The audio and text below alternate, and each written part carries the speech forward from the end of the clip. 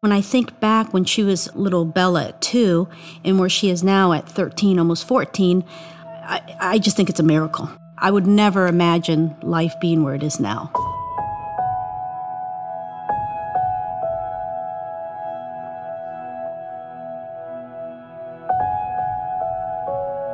My name is Isabella Rose.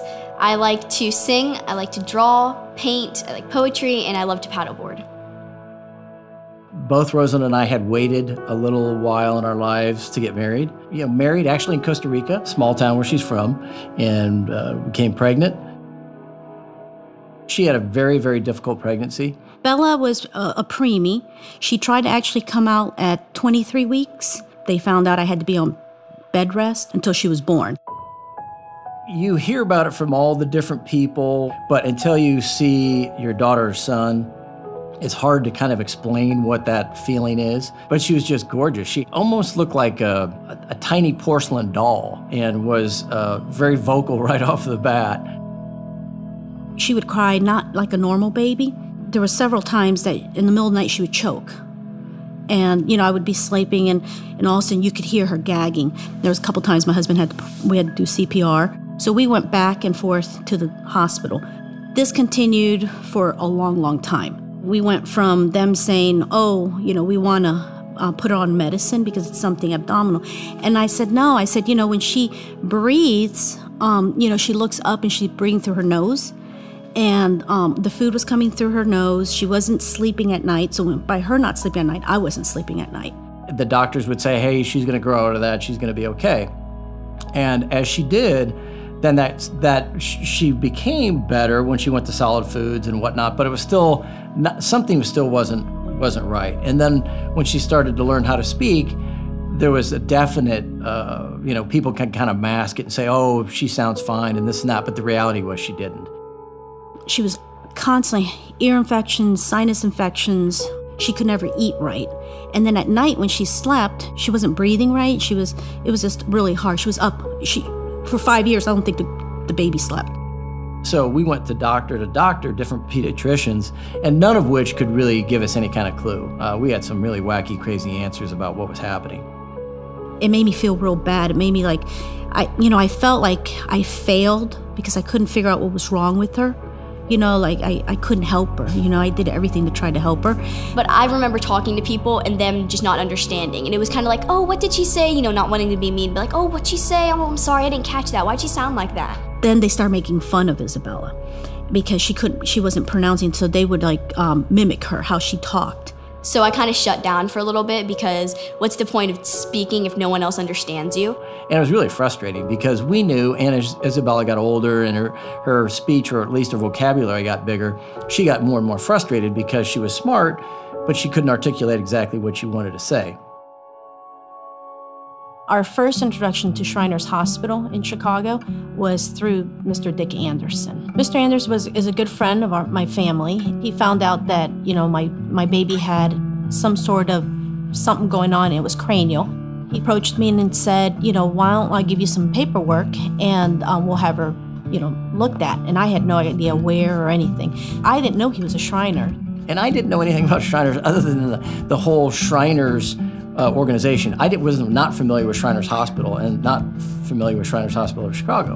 And so we came here that day without being too, using hyperbole and whatnot. It was a life-changing experience. I didn't know what to expect. I walked in and it didn't look like a hospital to me. Kids running around everywhere and, it just seemed like a real happy place. It was nothing we've ever experienced ever in our life, any doctor's appointments like that. And we're all sitting there, and Bella starts talking. She started speaking, and she looked at me, and she cried, and she didn't want to. And they looked and took 2 minutes to look in her mouth. And they said, your daughter has a submucosal cleft palate. It felt like the whole world came down.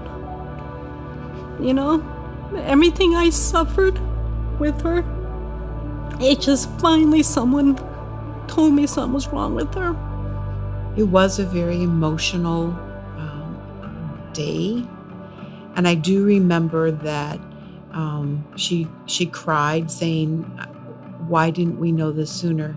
And I had to reassure her that she was in the right place, first of all, that this was something very fixable, and we know how to fix this, and that I had total expectation that she would have normal speech. I felt that assured that it would all be okay, because I know what our surgeons are capable of, and I know what therapy is capable of changing. We had a very chatty 5-year-old to engage, which made it very easy on my part to get a speech sample.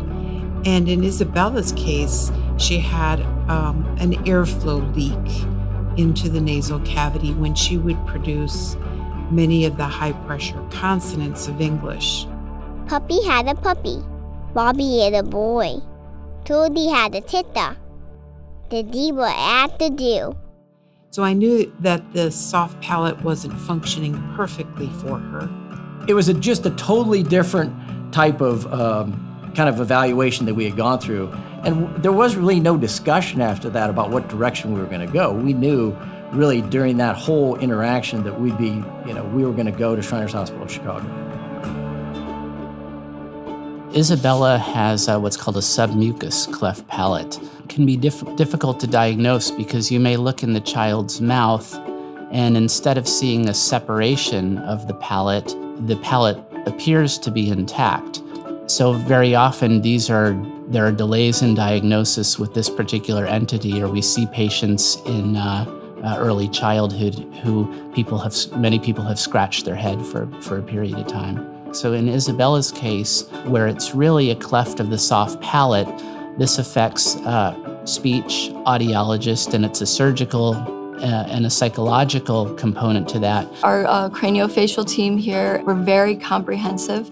We're made up of nurse practitioners, nurses, speech therapists, psychologists, surgeons, ear, nose, and throat and plastic surgeons, dentists, dental assistant, orthodontists, audiologists. So we're a very extensive team. We've also, in recent years, added prosthodontic work. So we pride ourselves on being able to take care of the kids, certainly from birth well into their teenage years as they develop and grow.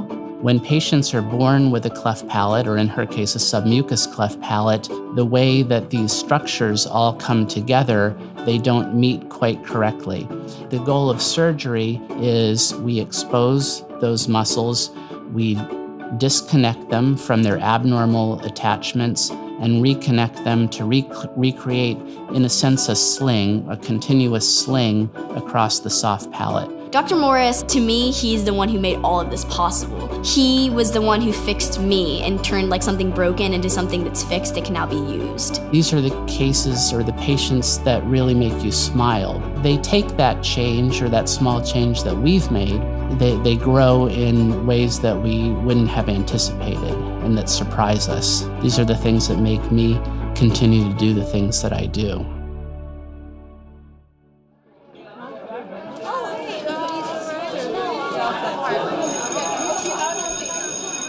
We would like to welcome members of the Shriners Children's Hospital who are visiting Miss Anderson's class and our school. Welcome to Stingray Nation. Our school is having a stuffed animal drive for Shriners Isabella is the type of person that will just jump right in and do anything to help. She always has a smile on her face. She will do anything for anyone. She's very conscientious about her work, and she's just been a great student to have in the classroom. Very social, very outgoing. All her friends that know Bella, love Bella. I think that she's taken such a negative situation and turned it into something beautiful, and I love how she's confident about it and she shares her story. She really is a go-getter, and when she sets her mind to something, she will accomplish it. It is ironic that one of her skills now and one of her passions is singing, because she had such a challenge to even speak before. And that's what's really, heartwarming to say, listen, not only am I going to overcome that, but I've, gone kind of one level beyond that to, to be able to sing. La la la la la, la la la la la, la la la la la. just to hear that, you know, the difficulties she had when she was younger, it's hard for me to even imagine now because she is so articulate, vocally very skilled. You would never know, and in fact, not even that she is average, but to me as a vocal coach, to see her, how does her breathing, how she sings, how she holds her notes, all those things are very physical, and to see that what she's overcame and how amazingly well that she does in every aspect of voice and music is astounding.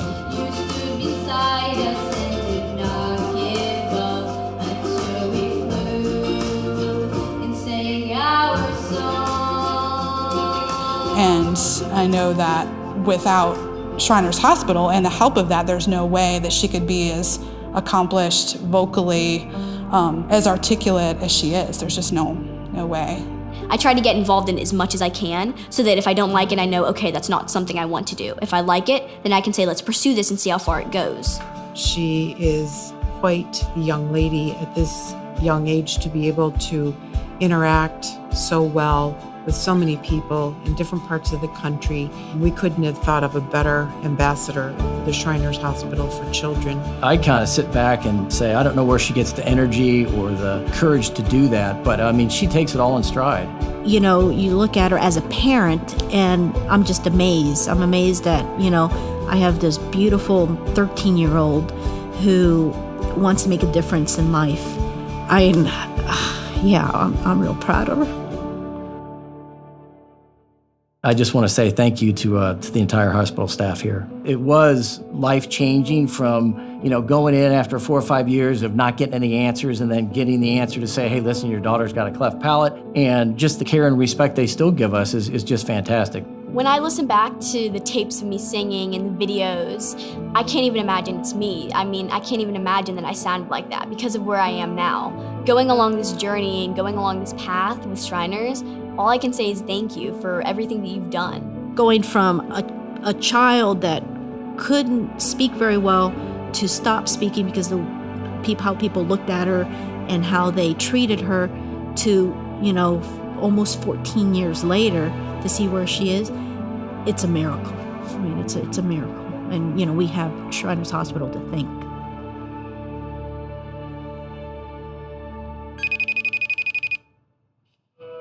Hey! Hi, Isabella. Hi, Emily. How are you? Good. How's your day? My day is good. My day is good today. Cool. I just came back from school and it was pretty good. It was an average day. Cool. Okay, so I want to find out a little bit about you since this is our first time meeting. Yeah. So what do you like to do? My favorite things to do is dance, sing, swim, and be a cool big sister.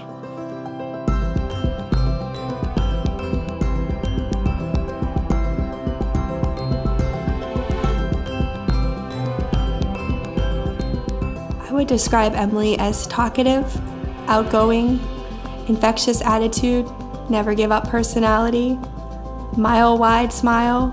We just decided to come together and we were going to do the best we can for her. We never asked why, we never asked what if. We were just so thrilled that we were able to have her. As long as we had her with us, you know, it felt like we could do anything. My husband and I met while we were attending college. So I found out she was in the same resident hall that I was staying at. Called her up and says, hey, I was interested in seeing you and stuff, and learning about you and stuff. And then from there it took off and blossomed into a wonderful relationship. We knew when we got married that we definitely wanted a family. So the pregnancy was very normal. We had a few minor complications, which prompted a C-section. I'd gone in with her for the operation. Everything was okay. Doctors, did what they had done with the procedure. All of a sudden, they called me over and says, hey, we need to talk to you. It was probably only a few minutes, but it seemed like hours to find out what was going on. I didn't hear anything. It was very traumatizing at the moment of, you're waiting to see what the gender of your baby was, because we were waiting to find out at our birth if it was a boy or girl, and all of a sudden it turned into so much more. She had an extra digit on her left foot. She had a bump on her back, and then she had a twisted left leg. And her hand was actually bent backwards about 90 degrees. here and Erie, they were just baffled by the what is going on. We have no idea. This is stuff we don't usually see. It took 2 hours before I got a photo of her to see our new daughter. And after that, it was decided, because she had so many questions of what was wrong with her, that she was going to go to another hospital in another town 2.5 hours away. After 2 weeks of tests, we got a long list of specialty diagnoses for Emily. She has spina bifida, thoracic level myelomeningocele, severe scoliosis. She had lung issues. Her left hand was contracted all the way back. Her left leg was twisted and much shorter than the right leg. And there were some just foot abnormalities. She has a dislocated hip. She's missing 8 ribs on the left side.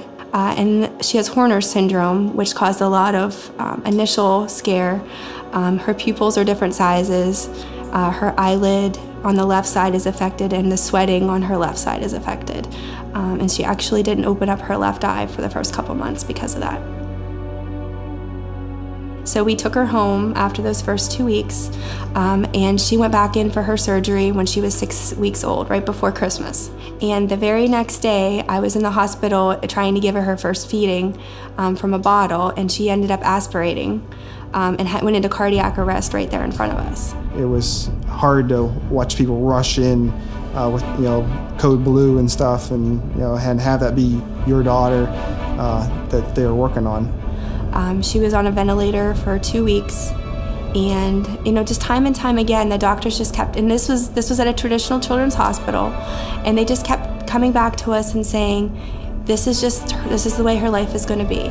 We'd have experts tell us, well, this is textbook, this isn't going to happen. She won't be able to go to the bathroom by herself. She won't be able to function. She'll be limited in a wheelchair. She's probably not even going to be able to breathe on her own anymore. They were talking about performing a tracheotomy, and they were saying, this is probably the best you're going to get. And we just had this gut feeling that it didn't feel right.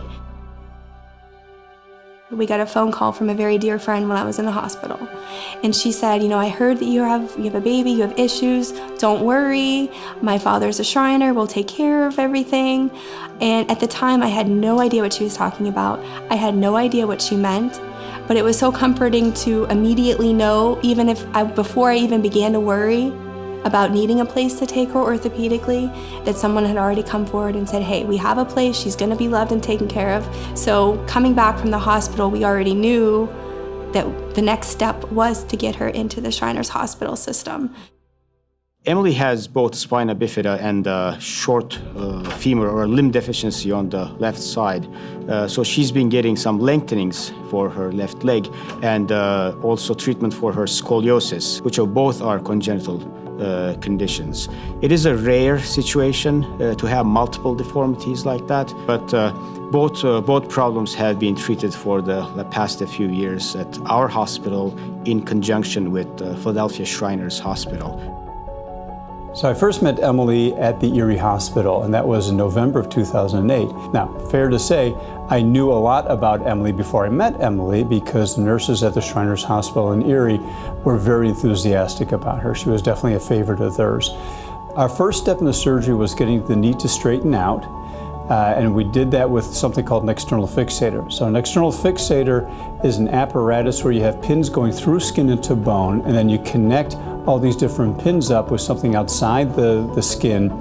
So we designed a specific one for her that we could use to gradually straighten out the knee. So you're grabbing the thigh bone, you're grabbing the shin bone, you have a couple of hinges at the knee, and you can use that to slowly straighten the knee out over the course of several weeks. In 4 months, they untwisted her leg. 4 months, and we saw it right before our eyes. All they did was untwist her with a fixator device. They untwisted her leg. And she was able to use her knee for the very first time. So the first thing she was able to do was ride a bike, which was amazing. Something that we really didn't dream would be in her future. And so with the process, we continued when she was 10, a leg lengthening process to get a little bit more off of her lift. So Emily is just returning to us after having a very lengthy lengthening procedure for her leg, and she's been waiting for the bone to solidify so that she could start some of her therapy. And the water is one place that Emily's been very comfortable. She has participated in aquatic treatment sessions here at Shriners Hospital for Children, but definitely in the community, that's something that she could integrate into activities with her siblings and with other children and other classmates. I've known Emily for, I would say, 5 or 6 years. She started coming in here for lessons, but when she first started, she couldn't really float at all. Just a couple weeks ago, she's now swimming all the way across the pool.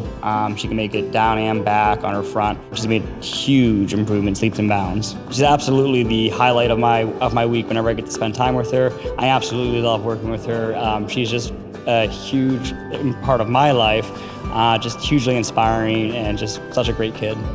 I've known Emily for about 5 years.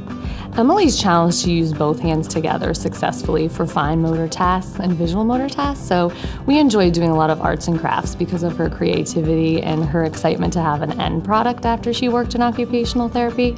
So anything with us working together, having fun, manipulating objects to create something. Well, hospitals can be very intimidating places for kids, and so we try our best to help it be a fun environment, and we also help our patients navigate through their hospital experience and be able to cope with the challenges that they face. Emily is known not only in the hospital but in the community because she's done so much, and I think that children see her as a role model, see her as someone that can, despite having to get through a lot, can still have fun and give back to other people. She's dynamic in her presence. She has a great sense of humor. She is not afraid to engage with anyone. And she is just always a bright light that has the ability to inspire and give back. And they found a bracelet activity that kind of connects to everybody. Emily was 5 years old. She started realizing what Shriners is really doing for children. And I think she started clicking of, you know, it takes a lot of money to make these things happen, and they provide a lot of services. And so she was very driven by, I want to do something to make a difference myself. So we went out to lunch one day and we said, we're going to come up with a project. I had no idea what it was going to be. And we sat there and she just said, let's make a bracelet. So, you know, the idea was born. I get people together and we have fun. We bead bracelets to help me make bracelets for my Beads for Needs. We are beading for my bracelet, for me to sell bracelets. So I'll sell these bracelets at an event I go to. These are the stuff I do to raise money for Shriners. Beads for Needs is important because they helped me and I wanted to raise money, and this is how I raise money for Shriners Hospital. And doing all these things are very fun to do. When we started the bracelet making project, we never dreamed that a few plastic beads could bring in so much money. We've estimated about $70,000 the project has brought in. I wanted to give back to Shriners because all those surgeries I know cost about like $1,000, and I just wanted to give back to them because they've helped me and I wanted to help them. So I have some people, they just donate because they understand that Shriners helps kids like me, and that helps them realize that when they donate, they're also helping more kids like me. Shriners Hospitals for Children put children first. There's not a number, there's not a diagnosis, it is a child. And their motto of love to the rescue is lived every single day by every employee. You feel the love. You feel like you're part of something bigger. Shriners definitely gave us that hope that says this is what she can do, and we will just keep on pushing her to do more and more, whatever she's comfortable with. And trust me, with her personality, she was willing to strive for whatever was thrown her way. Without our experience with Shriners Hospitals for Children, I know without a doubt Emily would not be Emily. Emily would be forced into this box. She would be forced, and I think over time, her light would be dimmer because over and over you were told no, over and over we can't do this. And it would just be every way you would turn, there would be a wall. And with Shriners, there are no walls. There are no limits. Whatever she wants to do, she will do. And they support that 100% medically, socially. It's just an amazing environment to be in, to see your child can be exactly who she was meant to be. I am thankful that if there was no Shriners, I don't know what all the kids would do, because they're great. They're great people. They're a great society, and I'm just proud to be a ambassador to represent them.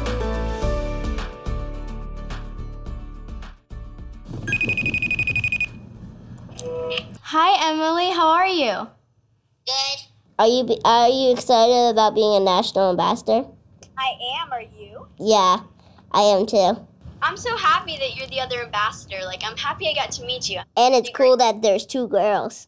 Nice to meet the person who I'm going to be with for a year. For a year? I know. I'm happy it's you. I'm definitely happy it's you. It's good talking to you. Good talking to you too. Bye.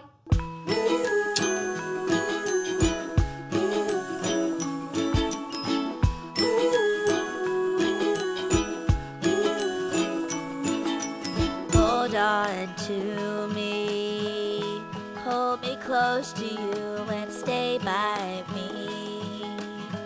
I'm just a tiny bird, but I can't fly. This is a great big world and I'm afraid. I want to sail above the clouds someday and feel the wind beneath my wings. Listen to me. I know it's hard, but try to understand. I'm just a tiny bird, but have no voice. But there's a song in me deep in my heart. So hold me close to you, 'cause someday soon I'll find my voice and I will sing.